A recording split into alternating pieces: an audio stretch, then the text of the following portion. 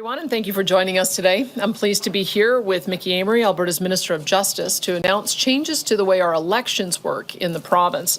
I believe democracy thrives when people trust the process. They need to know that they can take part in a simple and easily accessible process. They need to be confident in and to trust the election results. And they need to know where financial support for candidates and parties comes from. So we are introducing Bill 54, which is the Election Statutes Amendment Act, to make elections at every level in Alberta more transparent and democratic. If passed, the use of electronic tabulators and other automated voting machines would be eliminated, requiring all ballots to be counted by hand to protect election integrity. The unofficial vote counts will be required to be complete within 12 hours of polls closing to provide timely, reliable results, ensuring Albertans receive fast and accurate election results. The practice of vouching at voting stations, where a voter without identification could simply have their identity vouched for and verified by another eligible voter, will end. Our government has made a commitment to restore public confidence in identification and voter eligibility verification processes through the elimination of vouching. We are expanding access to special ballots to improve voting accessibility and to protect voter privacy. These changes would allow any voter to request a special ballot without needing to provide a reason, and allow special ballots to be sent overseas or to remote locations earlier. And we're protecting integrity by requiring voters to personally request their special ballot. Voters will also be required to vote in their constituency of residence or by special ballot. These changes will ensure that all Albertans have ample opportunity to have their say at election time, and that Alberta's elections are open, secure, and accessible. We are expanding opportunities for Albertans to be involved in direct democracy by making changes to the threshold needed for successful citizens' initiatives. The signature collection time for citizens' initiatives will be extended from 90 days to 120 days. We are also improving the process by setting the threshold to be 10% of the number of eligible voters who participated in the last general election, as opposed to being either 10 or 20% of total registered voters. Additional amendments will update rules to make it easier for Albertans to hold their elected officials accountable through MLA recall. These changes would extend the recall signature collection time from 60 days to 90 days and lower the signature threshold to be 60% of the total number of electors who voted in the electoral district in the most recent election, as opposed to 40% of the total number of electors in the riding. Recall legislation and citizens' initiatives give Albertans more ways to be directly involved in democracy and to have their say on issues that matter to them. There are many more changes in the proposed bill, and Minister Mickey Amery will provide more details about exactly what they cover. But our intent is clear. Democracy is the foundation of our freedoms and the source of legitimacy for governments at every level. It must be protected, strengthened, and defended, and that's exactly what we are doing. We want to make it simple as possible for every Albertan to express their political views and safeguard the system that enables them to do it. These changes build on the integrity, trust, and openness that have always been at the heart of democracy and keep Alberta strong and free. And with that, I would like to ask Minister Amery to take over.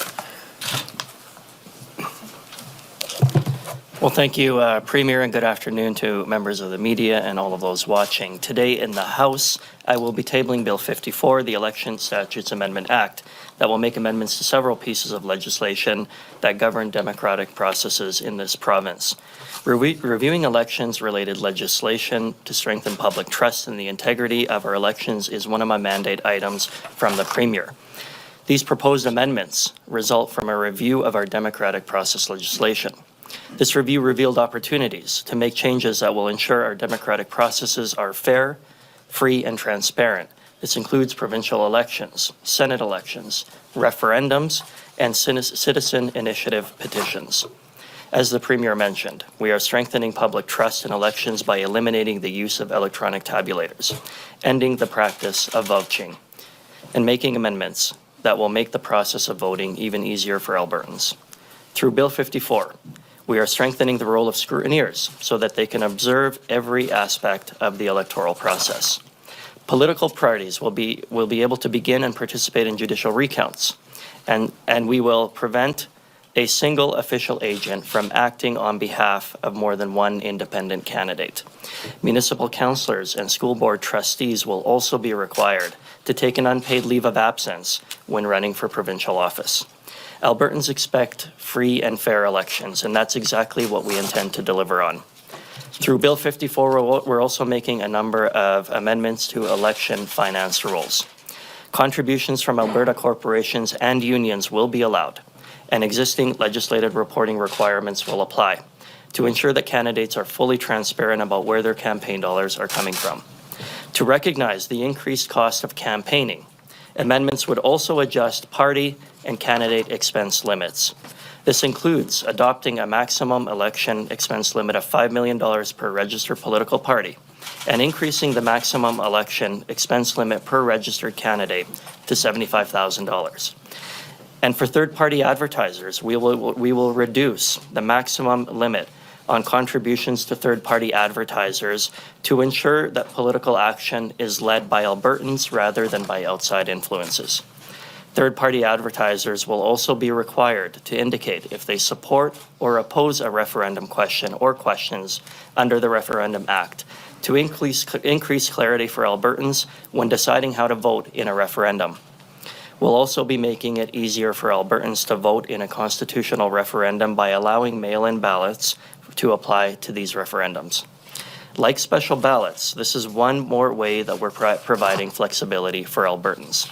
As part of this government's review of democratic process legislation, we considered recommendations from the former chief electoral officer in his report into the 2021 Senate election and referendum.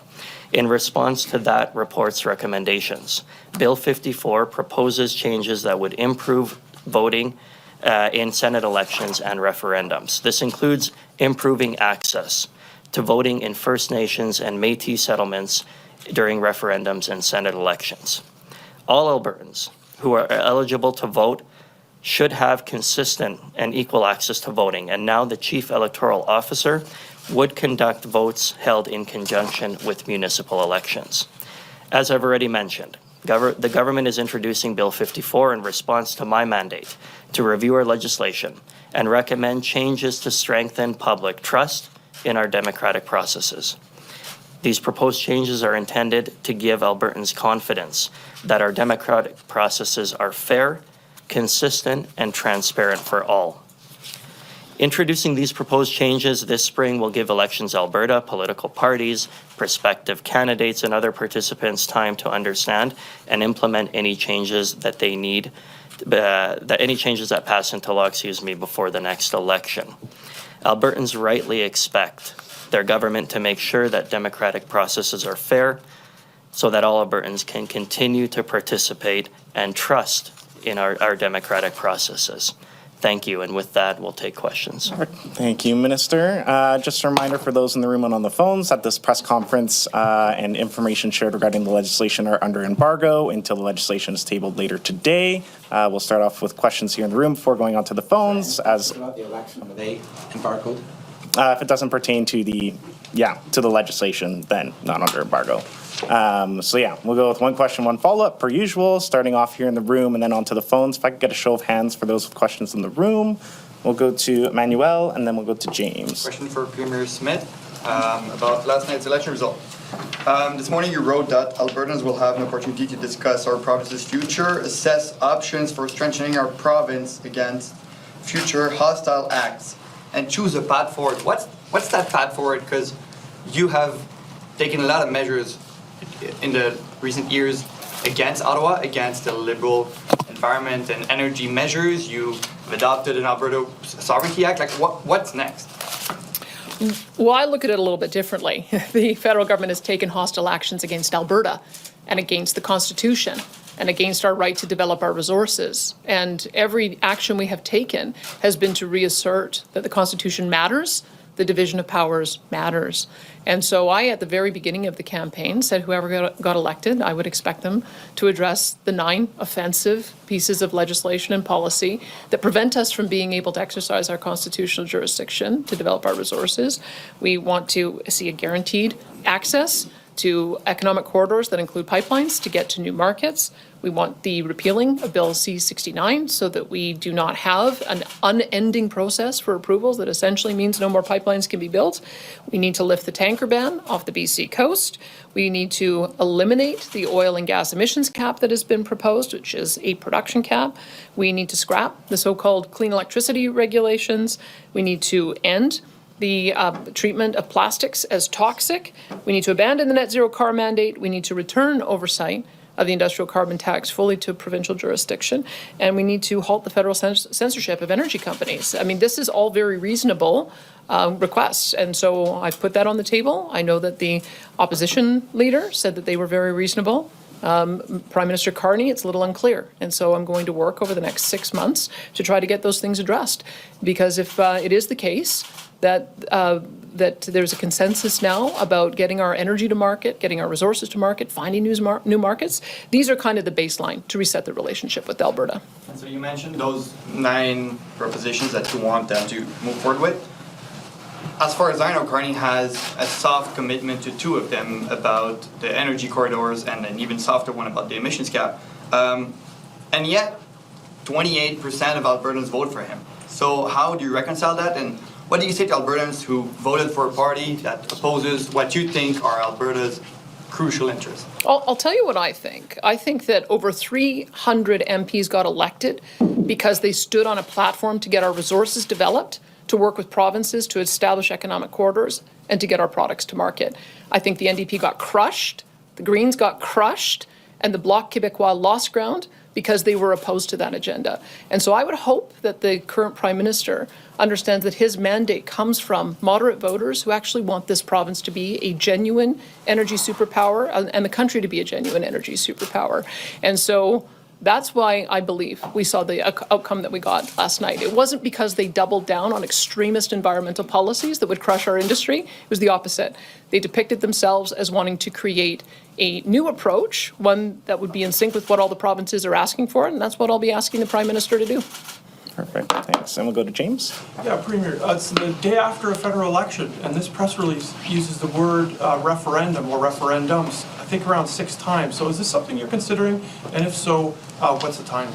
Well, we would have introduced this legislation a little bit earlier. We've been working on it, had a few final tweaks to make. We were going to introduce it regardless of what the outcome of the election was. It just so happens that this is the timing now that we're back from a week from constituency break. We knew that there were just some tweaks that we needed to make in certain areas. We had made promises about how we would revise some of the elections laws, and so it's just a matter of making sure that we're bringing that, just making those commitments. It's the timing is just what the timing is. We were always intending to bring this forward. Great. And do you trust the outcome of the federal election? Yes. Awesome. And Because they don't have tabulators, and they don't have vote anywhere machines, and we got the results before we went to bed last night. That is an example of why it is we need to make some of these changes, is to bring it more in sync with what we saw last night. Graham and then Lisa. Premier, you had some strong words in favor of Pierre Poilievre in this statement. He did win more seats, he won more votes, but he lost his own seat in Carleton. So should he stay on as the leader of the federal Conservative? I think he should stay on, and I've told him so. I think that he can find another riding where it may be a little bit easier to be able to win. I think that the people who won last night, I think that they will all agree that they won because of the efforts of the leader of the party. He just didn't spend as much time in his home riding to secure the win back home, but I don't see any reason why he shouldn't stay on. And a follow-up on that issue about what happened in the election with Mr. Poilievre. Of course, he lost his own seat, and he did not win the election. Do you take any responsibility for what happened last night because of your comments, for example, to Breitbart News, that he was more in sync with the Americans, where they were headed under Donald Trump? Do you take any responsibility for having hobbled or undermined the Conservative campaign with your comments? I don't think I was in the media in the last 2 weeks. I was traveling. the vote solidified over the last 2 weeks. So whatever happened over the last 2 weeks, I would say, was the result of the campaigning of the federal parties. I had no interest in being on the ballot at the federal level. Those were issues Canadians had to decide, and they decided. And we'll go to Lisa and then to Shay. I've got a specific question about this bill. If this passes, we would be removing the requirement for a referendum to occur before the Legislative Assembly makes a resolution authorizing an amendment to the Constitution of Canada. Why are we doing this? What are you targeting here? Is this about trying to get out of the equalization program? What exactly is being targeted here? Well, I think the idea is that moving quickly, recognizing that Albertans have important issues that they'd like to be heard, and having the opportunity to have those referendum take shape quickly is important to us, and that's part of the reason why we're making these changes. It's entirely appropriate to provide the sort of the rules, the rules around a citizen initiative, and where one is successful, to do everything that we can to make sure that the Albertans have an opportunity as quickly as possible to review the question and make a decision about that. But you're not explaining why you're doing that. What is it in the Constitution that you want to change, which you can't unilaterally change the Constitution anyway? So I'm confused about why this is here. What is it that you're trying to enable the government to be able to change in the Constitution? Well, can you give me just like one specific Your example? question was about whether or not the Legislative Assembly would or should be able to contemplate a decision on whether or not we move forward on a constitutional question. And the answer to that is that Albertans deserve to have a question put to them as quickly as possible, where they meet the rules under the Act, under the Citizen Initiative Act, as quickly as possible without interference from the Legislative Assembly. I hope that helps answer your question. But without a referendum. Well, no, with a referendum. With a referendum, we just eliminate. Removes the requirement for referendum. Removes the legislative step, the legislative. Let's, as a for instance, I've agreed with Quebec that we should be able to appoint judges at the provincial level. I think that might be, I don't know if that is a constitutional requirement, that might require a constitutional amendment. And so if it is the case that we have the premiers get together and identify a number of constitutional changes that we think would benefit us, being able to put those directly to the people would be the kind of thing to do, as opposed to waiting for the legislative session. Because as you know, we only sit 3 months in the spring and 1 month in the fall, and that just gives more flexibility to take an issue and put it directly to the people for affirmation. Gotcha. And we'll go to Shay and then Catherine. I'll either come to the phones or to you guys. Yeah, just following up on some of my colleagues' questions. The word referendum mentioned several times throughout this legislation. Just wondering, into the Premier, those 9 demands that you outlined, I think within 6 months you said you wanted to see some action on them. What if you don't see that action? What then? And is the door open to a referendum on separation? Well, I live in hope. I mean, the very first conversation I had with Justin Trudeau when I got elected was to talk about how we could align around a reasonable timeline for an emissions reduction target that wouldn't devastate our industry. And my very first conversation with Prime Minister Carney was the same thing. And I'm going to have a renewed conversation with him about that. And so he's given the impression, certainly with the interactions he's had with me and the Council of the Federation, that he is open to establishing economic corridors that include pipelines. And I have to believe that if you're intending to create more markets, build more pipelines, you will need to have oil and gas to fill them. So you cannot have policy that suppresses the development of resources at the same time as you're trying to expand the development of resources. So we'll have a very interesting conversation over the next 6 months. I don't want to prejudge the outcome, but that's what we'll be advocating for. This morning's statement, I mean, you're talking about hope and optimism in your answer just now, but this morning there was words like hostile and protecting the province. I guess how optimistic are you about the relationship with the new Prime Minister? Are you feeling hopeful that this could be a new relationship between Alberta and Ottawa? Well, very much depends. I mean, we had a cabinet that he went into the election with that was exactly the same as the cabinet that subjected Alberta to 10 years of economic devastation. So whether or not he, as a leader, is going to be able to change course remains to be seen. He's given some undertakings, but he said different things in different forms to different people in different parts of the country. So I don't know the answer yet. I made it very clear what I think he needs to do to reset the relationship with Alberta. I think what we put on the table is very reasonable and very much in sync with the idea of being an energy superpower and finding new markets. And I guess the ball will be in his court to see how he responds to that. Thanks. And Catherine? Yeah, so the legislation very specifically mentions the Alberta Taxpayer Protection Act when we're talking about that exemption of the requirement of the legislature. What kind of questions are you anticipating? What is on the table that the Taxpayer Protection Act needs to be exempted from that process? The idea is that every single question will need to be put towards a referendum, and we're not going to make any sort of concessions in that area. Everything that needs to be put forward will have to be put forward as a referendum question within the parameters that the Act defines.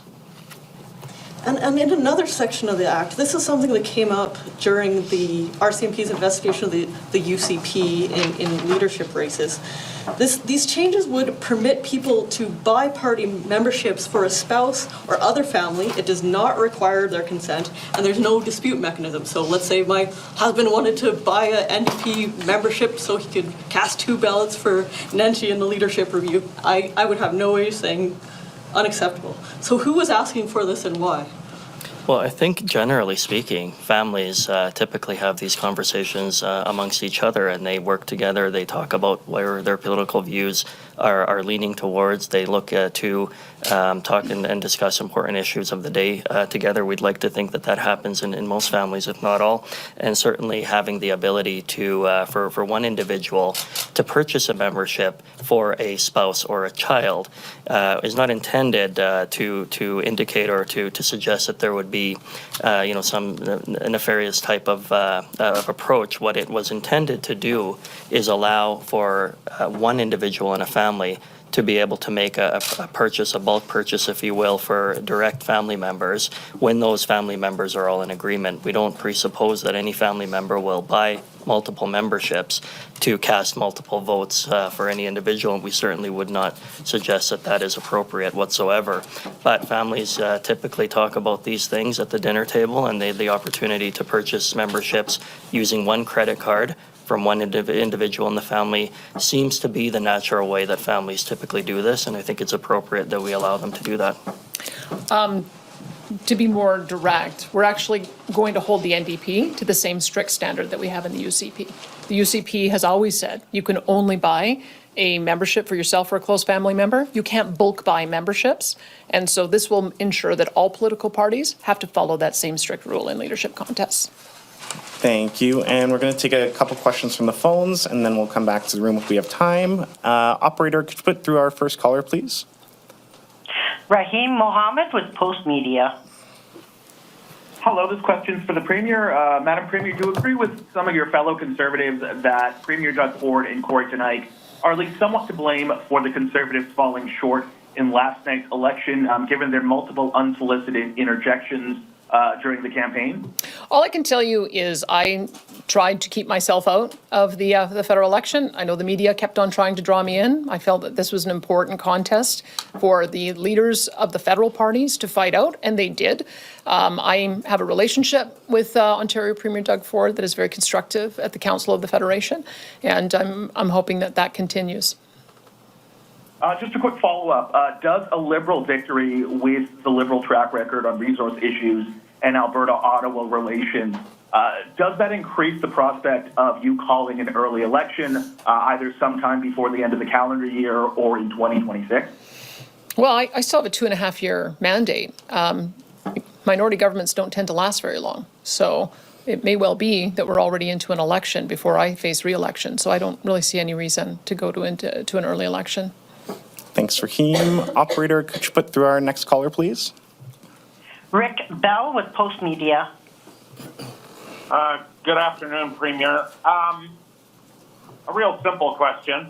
I realize you're not advocating for Alberta separation, separatism, independence, or anything like that, but what is your reaction to the fact that the level of frustration among many Albertans has gotten so strong that some people are at least talking about, thinking about, pondering, debating an option such as leaving Canada. Well, what is your reaction to that? Well, I think Albertans are hurt and betrayed. That's how I think Albertans are feeling. I think Canada as a whole got a sense of that feeling of hurt and betrayal with the way the Americans are treating us right now. But we've been treated that way for the last 10 years. Treated like our interests don't matter, treated like our economic imperatives aren't important, treated like we should be just shut up and just be satisfied with whatever the central government decides to do, regardless of whether it's constitutional or not. I think that's what you were seeing in this last election. And I think Albertans want to share my view that we want to be able to have Alberta sovereignty within a united Canada. But we also would like to see Team Canada be on Team Alberta for once. And that's what, when I say I live in hope that that's going to happen, it hasn't happened for the last 10 years. And so that's part of the reason why I think Albertans are frustrated. I think that they were hoping for a big change, and they didn't get it last night. So I'm going to do what I can to work with the current government, as I always have, to find areas of common agreement and to try to address those things that have been causing some of that feeling of betrayal and hurt. And hopefully we'll be able to forge a stronger approach with our fellow premiers and a recognition from the federal government that they've got to honor the Constitution.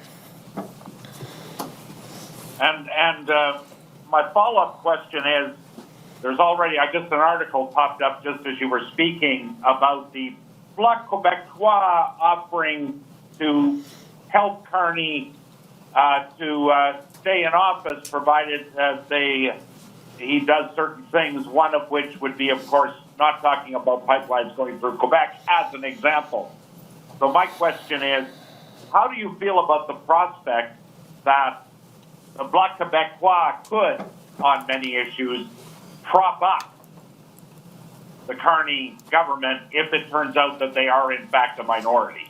Well, I guess the Prime Minister has a choice to make then, because that's not what he got elected on. He got elected on ensuring that we had economic corridors that would be able to get all of our products to market, including oil and gas. And so that's what I would expect to work with the Prime Minister on. And I would expect all the premiers to as well. Let's remember, the Bloc Québécois wants to break the country up. They want to destroy Canada. And so it doesn't surprise me that the opening position of the Bloc leader is to take a position that would be destructive to Canadian unity. So I don't think that Prime Minister Carney should play that game. I think that he should look at the mandate that he got as one to work with the premiers on the communique that we signed before going into the election. Thank you. And we have time for one, maybe two more questions. We'll go to Global and then, yeah. When it comes to the legislation and the discussion about referendums, I'm just wondering if you're hoping this does make it easier to put that question towards Albertans about the Sovereignty Act, seeing Alberta separate. Is that the goal here? When we were talking about looking at the thresholds for both recall and citizen initiative, one of the reasons why we were discussing about changing it is that you want a bar that's high, but you don't want a bar that's impossible to achieve. And we saw with some of the recall initiatives that took place at the municipal level, the bar was impossible to achieve. So we wanted to try to create something that was a little bit more reasonable. And the fact that we haven't seen any citizen-initiated referendum, that also suggested to us that people just thought it was pointless to try to go out and try to get that many signatures. And so we wanted to recalibrate to be able to allow for voters to express an interest. If you've got 10% of your voting public that is concerned about an issue, it's something we should know about. So I don't want to prejudge what kind of issues might come forward. If you look at California, they regularly have propositions. They have 10 or 15 propositions virtually every election campaign. And ultimately, that's what I'd like to get to. I'd like to see a lot more citizen-initiated referenda on issues of importance. And just following up from a question earlier, too, I just want to ask, or directly, is the door still open to Alberta separating? I feel that question wasn't directly answered. Well, not by me. I believe in Alberta's sovereignty within a united Canada. However, there is a citizen-initiated referenda process that if citizens want to put a question on a ballot and get enough of their fellow citizens to sign that petition, then those questions will be put forward. Again, I don't want to prejudge what a question might be, but not by our government. Thank Thank you. And Janet, did you still have a question? Yes, then we'll go to you for our last question. Okay, so, I mean, you said in March that Alberta would no longer tolerate, those words you used, the treatment from the federal Liberals. So I don't think I have a clear sense of what does not tolerating it look like now? Well, there's a couple of things it looks like. I mean, we have passed a couple of different motions under our Alberta sovereignty within a United Canada legislation. Very soon, if they do not repeal their net zero power regs, we're going to have to do a call for natural gas power plants to be built in this province so we don't end up in the dark. And so that would be one way that we are just going to say we're not listening to we don't recognize your authority to tell us that we cannot provide reliable power to our people.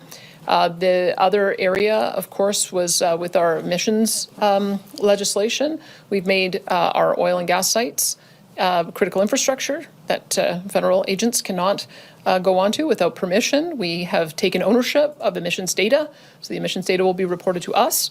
And if we have to take more measures to ensure that we retain ownership of our oil and gas so we can actually get it to market, we will. So those are the things that we intend to do.